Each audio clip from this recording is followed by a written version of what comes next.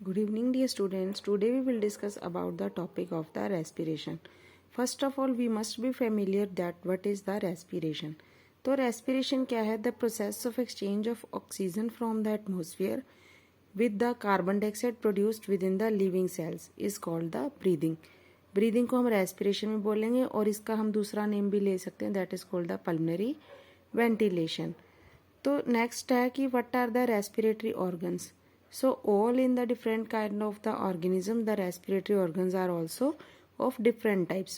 For example, in case of the lower invertebrates means वो organism जिनके अंदर vertebral column यानी रीढ़ की हड्डी नहीं होती है, बैकबोन नहीं होती, जैसे कि sponges, coelenterates and the flatworms.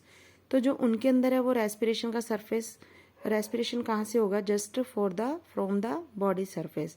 जैसे कि अर्थवॉर्म है, अर्थवॉर्म जो है एनालिड को बिलोंग करता है. एनालिड को वो ऑर्गेनिजम्स बिलोंग करते हैं जिनकी बॉडी के अंदर सेगमेंट्स हैं. तो आपने देखा ही होगा कि अर्थवॉर्म की जो बॉडी है वो सारे सेगमेंट से डिवाइडेड है. तो अर्थवॉर्म के अंदर जो है रेस्पिरेशन का प्रोसेस कहाँ से होता है? Through the moist cuticle. Next है इंसेक्ट्स, और इंसेक्ट्स के अंदर क्या है? ट्रैकियल ट्यूब्स का नेटवर्क होता है. तो इसीलिए जो है respiration in case of the insects वो किसके थ्रू होता है? ट्रैकियल ट्यूब्स के थ्रू. नेक्स्ट है आर्थ्रोपोड्स. आर्थ्रोपोड्स वो होते हैं जिनके अंदर जॉइंटेड लेग्स हैं, अपेंडेजेस हैं.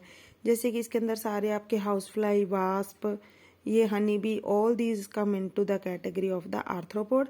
तो जो इसके अंदर एक्वेटिक आर्थ्रोपोड्स है, मतलब जो पानी में रहने वाले आर्थ्रोपोड्स हैं, उनके अंदर जो रेस्पिरेशन है वो किसके थ्रू होता है? Through the gills. नेक्स्ट है हमारे पास मोलस्का. मोलस्का के अंदर जैसे शेल्ड एनिमल्स आएंगे और उनके अंदर जो है रेस्पिरेशन किसके थ्रू होता है? लंग्स के थ्रू. तो रेस्पिरेशन के अंदर बेटा दो प्रोसेस आते हैं. एक तो हमारे पास आता है इंस्पिरेशन और एक आता है एक्सपिरेशन. इंस्पिरेशन का मतलब क्या होता है? इनका मतलब इनहेल करना ऑक्सीजन को, एयर को अंदर लेके जाना, और एक्सपिरेशन का मतलब होता है एक्सहेल द एयर, एयर को बाहर निकालना. नेक्स्ट है हमारे पास वर्टिब्रेट्स.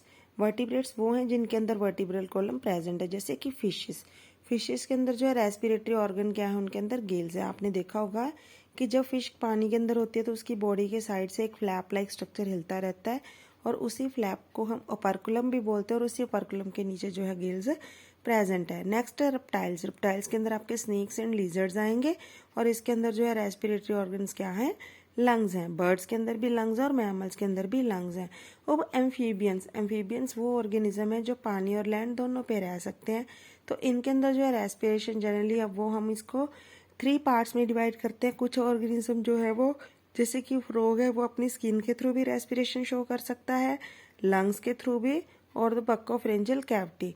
तो मेनली जो है एम्फीबियंस जो है ये, जैसे कि फ्रॉग के केस में देखते हैं तो वो तीनों तरह से रेस्पिरेशन शो कर सकता है. तो ये था जनरली कि रेस्पिरेशन के बारे में और अलग अलग काइंड ऑफ ऑर्गेनिज्म के बारे में कि वो किस तरह की रेस्पिरेशन फॉलो करते हैं या कौन कौन से उनके अंदर बॉडी के ऑर्गन है.